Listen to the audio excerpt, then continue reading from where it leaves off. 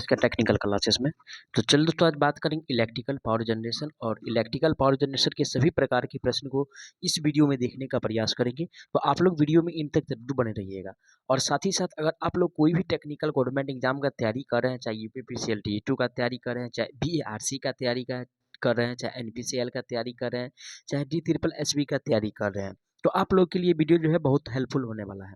तो चलिए आज का सबसे पहला प्रश्न से स्टार्ट करते हैं। आज का सबसे पहला प्रश्न दिया है मितोप योजक, जिसको इकोनोमाइजर कहते हैं, का प्रयोग डैश दक्षता बढ़ाने के लिए किया जाता है। ठीक है ना, यानी कि एक इकोनोमाइजर का जो प्रयोग करते हैं किसका, यानी कि किसके दक्षता बढ़ाने के लिए।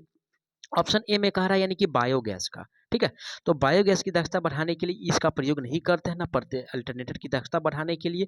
ओनली फॉर यानी कि बॉयलर का जो दक्षता होता है दोस्तों, यानी कि बॉयलर का जो दक्षता होता है उसको बढ़ाने के लिए हम इकोनोमाइजर का प्रयोग करते हैं। किसका भाई, इकोनोमाइजर का प्रयोग करते हैं, जो कि ऑप्शन सी में दिया हुआ है बॉयलर। राइट आंसर की बात किया जाए तो ऑप्शन इसका सी सही हो जाएगा। चलिए टरबाइन पे कुछ नजर डालते हैं। टरबाइन का मेनली कार्य क्या है, यानी कि टरबाइन जो है दोस्तों यांत्रिक ऊर्जा को किसमें बदलता है, यानी कि विद्युत ऊर्जा में बदलता है। टरबाइन क्या करता है भाई, यांत्रिक ऊर्जा को विद्युत ऊर्जा में बदलता है। ठीक है ना। और अल्टरनेटर, अल्टरनेटर की अगर बात किया जाए तो इसका स्पीड जो स्पीड की अगर बात किया जाए तो अल्टरनेटर दोस्तों यानी कि दो प्रकार का होता है। एक सैलेंट पोल टाइप अल्टरनेटर होता है, एक सैलेनिकल पोल टाइप अल्टरनेटर होता है। सैलेंट पोल टाइप अल्टरनेटर की अगर स्पीड की बात किया जाए तो 150 से लेकर के 1000 आरपीएम तक वर्क घूमता है। क्या होता है भाई, 1000 आरपीएम तक यानी कि घूमता है। जबकि सैलेंडिकल की अगर बात किया जाए तो ये 3000 आरपीएम तक घूमता है, यानी कि 1500 से लेकर के 3000 आरपीएम के बीच ये घूमता है। तो ये सब ध्यान रखिए, क्वेश्चन जिससे पूछा जाता है। ठीक है, अब चलिए अगला प्रश्न पे चलते हैं। आज का अगला प्रश्न दिया हुआ है ना, सेम ही प्रश्न है, इसको स्किप करके आगे बढ़ते हैं। अगला प्रश्न दिया हुआ है, क्वेश्चन में कह रहा है किस विद्युत उत्पादन संयंत्र की संचालन लागत न्यूनतम होता है। यानी कि संचालन का मतलब क्या, यानी कि चलाने का लागत। क्या भाई, यानी कि चलाने का लागत। और चलाने का लागत अकॉर्डिंग टू ऑप्शन के हिसाब से देखा जाए, और यानी कि सबसे कम जो लगता है चलाने का लागत, ए में क्या कर रहा है, थर्मल इलेक्ट्रिक। जो थर्मल में यानी कि कोयला का प्रयोग करते हैं, और कोयला में यानी कि इसका जो क्या है कॉस्ट यानी कि ज़्यादा पड़ जाता है। डीजल में भी यानी कि कॉस्ट यानी कि ज़्यादा पड़ जाता है। ठीक है, ज़्यादा पड़ जाता है। साथ ही साथ गैस इलेक्ट्रिक में भी यानी कि ज़्यादा पड़ जाता है। ठीक है, यानी कि ज़्यादा पड़ जाता है। लेकिन यानी कि हाइड्रो इलेक्ट्रिक जो है दोस्तों, जिसके यानी कि वाटर के द्वारा यानी कि पानी से यानी कि बिजली जब पैदा किया जाता है, उत्पादन किया जाता है, तो इसमें यानी कि सबसे कम लागत है। क्योंकि यानी कि पानी तो हमारे भारत में बहुत ज़्यादा संख्या में मौजूद है ना। तो इसलिए यानी कि इसका जो चलाने का लागत है सबसे कम है। ठीक है, चलाने का लागत की अगर बात किया जाए तो सबसे कम। ठीक है, चलाने का लागत की अगर बात किया जाए तो सबसे कम। और साथ ही साथ अगर प्लांट तैयार करने में यानी कि प्लांट लगाने की अगर बात क्वेश्चंस में पूछता तो यानी कि सबसे ज़्यादा इसमें खर्च होता है प्लांट लगाने में। ठीक है, अब चलिए आगे बढ़ते हैं, नेक्स्ट क्वेश्चन पे चलेंगे। आज का अगला प्रश्न दिया है, क्वेश्चन में कह रहा है विकसित देशों में किस जनरेटिंग स्टेशन पर अधिकतम वोल्टेज कितना होता है। ठीक है, यानी कि विकसित देशों में कह रहा है, विकसित देशों में। ठीक है, और विकसित दोस्तों देशों में दोस्तों यानी कि जनरेटिंग स्टेशन पर यानी कि मैक्सिमम वोल्टेज की अगर बात किया जाए, ठीक है, विकसित देशों में मैक्सिमम वोल्टेज की अगर बात किया जाए दोस्तों, तो ये जो होता है 33 किलो वोल्ट होता है। कितना होता है, 33 किलो वोल्ट होता है। अगर भारत की अगर बात किया जाए यानी कि इंडिया की बात किया जाए, तो यानी कि यहाँ जनरेटिंग स्टेशन पे जो वोल्टेज है मात्र 11 किलो वोल्ट है। कितना है, 11 किलो वोल्ट है। ठीक है, तो विकसित देश की बात कर रहा है तो 33 किलो वोल्ट होता है विकसित देशों में। तो ऑप्शन किस में दिया है, 33 किलो वोल्ट, तो ऑप्शन बी में दिया है। राइट आंसर की बात किया जाए तो ऑप्शन इसका बी सही होने वाला है। आगे बढ़ते हैं नेक्स्ट क्वेश्चन पे। आज का अगला प्रश्न दिया हुआ है, किस बिजली संयंत्र में सर्ज टैंक का उपयोग किया जाता है। किसका भाई, यानी कि सर्ज टैंक का। यहाँ पे क्या दिया हुआ है, सर्ज टैंक दिया हुआ है। और सर्ज टैंक का दोस्तों यानी कि उपयोग जो हम करते हैं, ठीक है, ये हाइड्रो पावर प्लांट में करते हैं, यानी कि जल विद्युतीय संयंत्र में करते हैं। ठीक है, यानी कि जल विद्युत संयंत्र में। ठीक है, जल विद्युत संयंत्र यानी कि हाइड्रो पावर प्लांट में करते हैं, जहां जल से विद्युत बनाया जाता है। ठीक है, जल के माध्यम से विद्युत बनाया जाता है।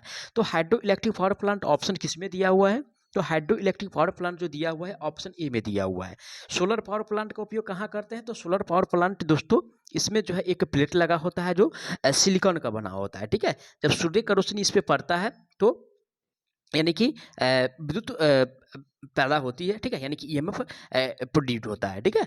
और वाइंड पावर, वाइंड के द्वारा, वाइंड में क्या होता है दोस्तों, यानी कि हवा के द्वारा बिजली उत्पन्न करना, ठीक है। डीजल में तो जानते ही है, डीजल जनरेटर सेट के द्वारा बिजली उत्पन्न करना, ठीक है। तो ये सब ये दोस्तों यानी कि सोलर पावर प्लांट और विंड पावर प्लांट ये सब प्रदूषण मुक्त है, इसमें यानी कि प्रदूषण बहुत कम होता है, ठीक है। हाइड्रो पावर प्लांट में भी प्रदूषण नहीं होता है, लेकिन डीजल पावर प्लांट की अगर बात किया जाए या थर्मल पावर प्लांट की बात किया जाए तो इसमें दोस्तों यानी कि काफ़ी ज़्यादा संख्या में जो है यानी कि प्रदूषित यानी कि प्रदूषण निकलता है, ठीक है।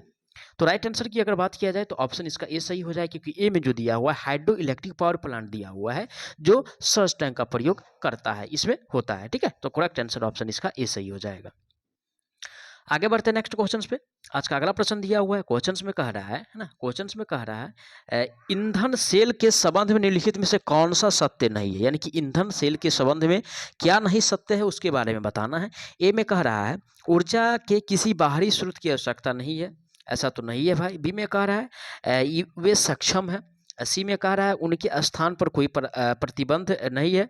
और डी में जो कह रहा है वे उच्च प्रदूषण का कारण बनते हैं और उनका ऑपरेशन शोरभरा होता है, ठीक है। तो राइट आंसर जो होगा दोस्तों ईंधन सेल के संबंध में यही सही इसके बारे में यानी कि सत्य नहीं है। ये जो गलत दिया हुआ है दोस्तों ये क्या कह रहा है, यानी कि वे उच्च प्रदूषण का कारण बनते हैं और उनका ऑपरेशन शोरभर होता है, ऐसा नहीं होता है। तो राइट आंसर इसका डी सही हो जाए, क्योंकि डी वाला में जो दिया हुआ है गलत दिया हुआ है, ठीक है। अब चलिए अगला क्वेश्चंस पे चलते हैं। आज का अगला प्रश्न दिया हुआ है, क्वेश्चंस में कह रहा है एक हाइड्रो पावर प्लांट में किस तरह के जनरेटर का इस्तेमाल किया जाता है, किसमें भाई, हाइड्रो पावर प्लांट में। और हाइड्रो पावर प्लांट में यानी कि जनरेटर का जो प्रयोग करते हैं, ठीक है, ये नन साइलेंट पोल टाइप का प्रयोग करते हैं। किसका प्रयोग करते हैं भाई, नन साइलेंट पोल टाइप अल्टरनेटर का प्रयोग करते हैं। इसकी गति की अगर बात किया जाए नन साइलेंट पोल टाइप अल्टरनेटर का तो 1500 से लेकर के, ठीक है, 1500 से लेकर के 3000 आरपीएम के बीच होता है। कितना, 3000 आरपीएम के यानी कि बीच होता है। तो ये सब ध्यान रखिएगा। जबकि साइलेंट पोल की अगर बात किया जाए तो 150 से लेकर के 1000 आरपीएम तक उसका यानी कि गति होता है, ठीक है। तो राइट आंसर दोस्तों किसमें दिया हुआ है, हाइड्रो पावर प्लांट में किस तरह के जनरेटर का उपयोग करते हैं, तो ऑप्शन ए में कह रहा है high speed silent induction generator, ठीक है। क्या, हाई स्पीड इंडक्शन जनरेटर का उपयोग नहीं करते। बी में कह रहा है लो स्पीड साइलेंट पोल अल्टरनेटर, क्या भाई, लो स्पीड साइलेंट पोल अल्टरनेटर। सी में कह रहा है नॉन साइलेंट पोल इंडक्शन जनरेटर। और डी में कह रहा है non silent pole DC generator. Question एक बार फिर से पढ़ा जाए। क्वेश्चन में कह रहा है हाइड्रो पावर प्लांट, क्या कह रहा है दोस्तों, हाइड्रो पावर प्लांट, सॉरी माफ कीजिएगा, हाइड्रो पावर प्लांट। और हाइड्रो पावर प्लांट में दोस्तों लो स्पीड साइलेंट पोल टाइप अल्टरनेटर का प्रयोग करते हैं, जिसका आरपीएम की बात किया जाए तो 150 से 1000 आरपीएम होता है। माफ कीजिएगा दोस्तों, है ना। इसमें यानी कि देखिए कोई भी क्वेश्चंस में अगर डाउट होता है तो दोबारा क्वेश्चंस पढ़ने का प्रयास कीजिएगा, ठीक है। हाइड्रो पावर प्लांट कह रहा है, ठीक है ना। अब मैं समझे कि हाइड्रो पावर प्लांट में जो नहीं प्रयोग किया जाता है, ठीक है, तो ऑप्शन यानी कि सी देखे थे, नन साइलेंट पोल टाइप इंडक्शन, ठीक है। तो इसका प्रयोग जो है यानी कि लो स्पीड साइलेंट पोल अल्टरनेटर का किया जाता है किसमें, हाइड्रो पावर प्लांट में, जो कि ऑप्शन सी में दिया हुआ है, ठीक है। राइट आंसर सी सही हो जाएगा। जबकि थर्मल पावर प्लांट अगर रहता, ठीक है, तो उसमें दोस्तों यानी कि नॉन साइलेंट पोल टाइप यानी कि सिलेंड्रिकल पोल टाइप रोटर का प्रयोग करती है, जिसका आरपीएम है दोस्तों, इसका आरपीएम की अगर बात किया जाए, ठीक है, जिसका आरपीएम है 1500 से 3000 आरपीएम, ठीक है। अब चलिए अगला प्रश्न आज का दिया हुआ है, राष्ट्रीय विद्युत संहिता का उपयोग निम्नलिखित में से किसके लिए नहीं किया जाता है, यानी कि किसके लिए नहीं करते हैं भाई। तो ऑप्शन ए में दिया है उपकेंद्र यानी कि सब स्टेशन, ठीक है, सब स्टेशन के लिए।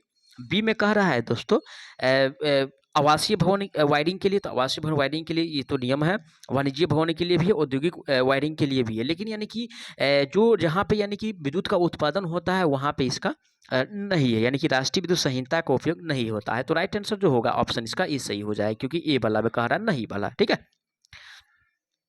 अगला प्रश्न आज का दिया, भारत में उत्पादित बिजली का बड़ा हिस्सा डैश के माध्यम से उत्पादित होता है, ठीक है। भारत की बात कर रहा है, किसका कह रहा है भाई, यानी कि भारत, वही यानी कि इंडिया का। और भारत में यानी कि सबसे ज़्यादा यानी कि कोयला का उपयोग करके, है ना, बिजली पैदा किया जाता है। क्या, कोयला का उपयोग करके। तो जब कोयला है तो क्या हो जाएगा भाई, थर्मल क्या होने वाला है, यानी कि थर्मल पावर प्लांट हो जाएगा।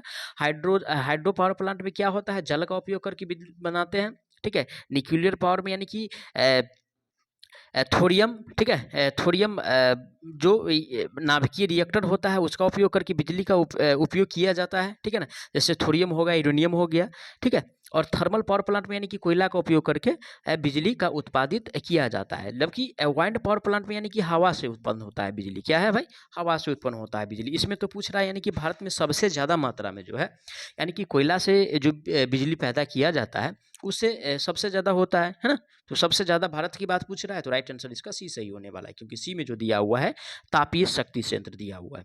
अब चलिए अगला प्रश्न आज का दिया हुआ है, क्या कह रहा है क्वेश्चंस में, विखंडन द्वारा पैदा की गई उष्मा जैसे ही मुक्त होता है उसे जितना हो ऐसा कि उतना तेजी से निकालने के लिए प्रयुक्त वस्तु को क्या कहा जाता है, ठीक है ना।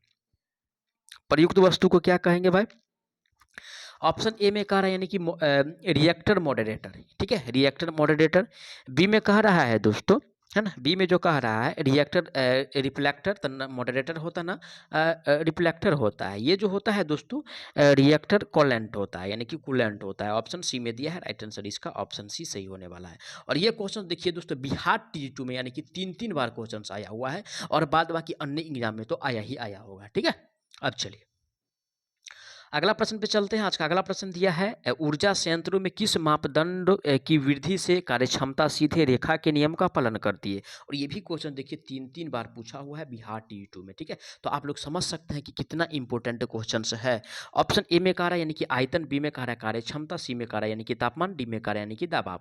तो दोस्तों यानी कि इसका वृद्धि से कार्यक्षमता सीधे रेखा के नियम का पालन जो करती है उसके बारे में बताना है। और ये जो करता है दोस्तों यानी कि तापमान करता है, यानी कि टेम्परेचर करता है, जो कि ऑप्शन सी में दिया है टेम्परेचर। राइट आंसर की बात किया जाए तो ऑप्शन इसका सी सही होने वाला है।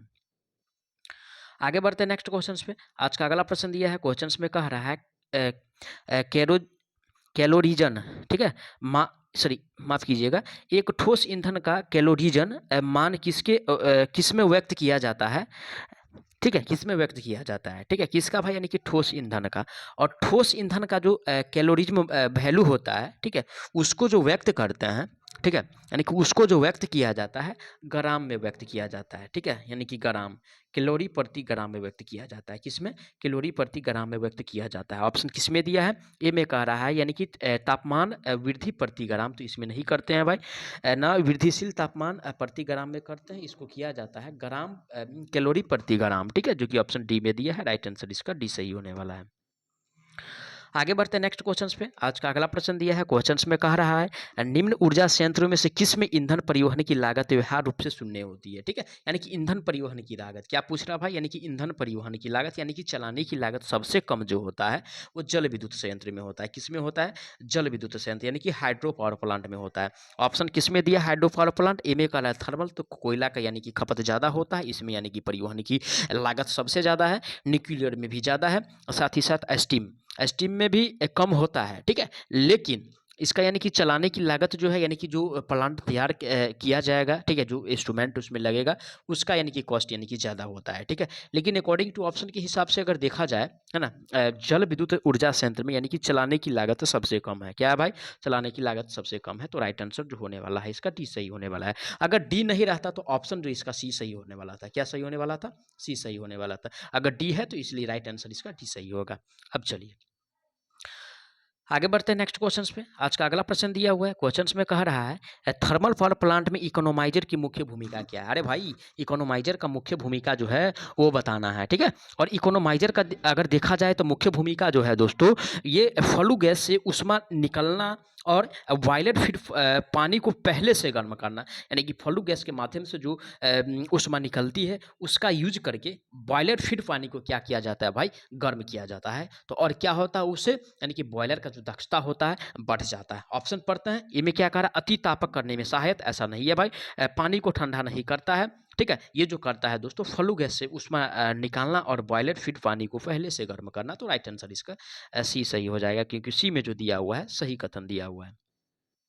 अगला प्रश्न आज का दिया हुआ है, क्वेश्चंस में कह रहा 50 हर्ट्ज पर कार्यरत 4 पोल्स वाले एक हाइड्रो पावर प्लांट की रोटर की गति क्या है, ठीक है, यानी कि रोटर की गति पूछ रहा है।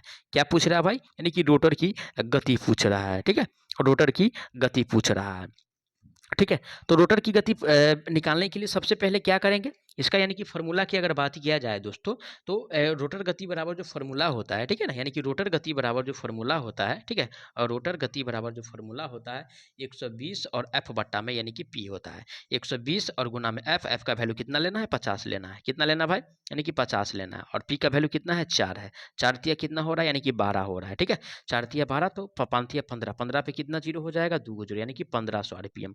ऑप्शन किस में दिया हुआ है भाई, 1500 आरपीएम। तो ऑप्शन जो दिया हुआ है 1500 आरपीएम, किस में दिया हुआ है 1500 आरपीएम, तो ऑप्शन जो दिया हुआ है डी में दिया हुआ है। राइट आंसर जो होगा इसका डी सही हो जाएगा, क्योंकि कैलकुलेशन के बाद 1500 आरपीएम आया है। मैं आशा करता हूँ आप लोग सारा प्रश्न को अच्छे से समझे होंगे। अगर कोई भी प्रश्न में किसी प्रकार का डाउट रहता है तो प्लीज़ आप लोग उसके लिए कमेंट कीजिएगा, आपको जवाब बहुत जल्द मिलेगा। और आप लोग के लिए इतना मेहनत करते हैं तो आप लोग का भी कुछ फर्ज बनता है, चैनल को सब्सक्राइब करके वीडियो को जरूर शेयर कीजिएगा। तो चलिए मिलते हैं नेक्स्ट पार्ट में, तब तक के लिए जय हिंद।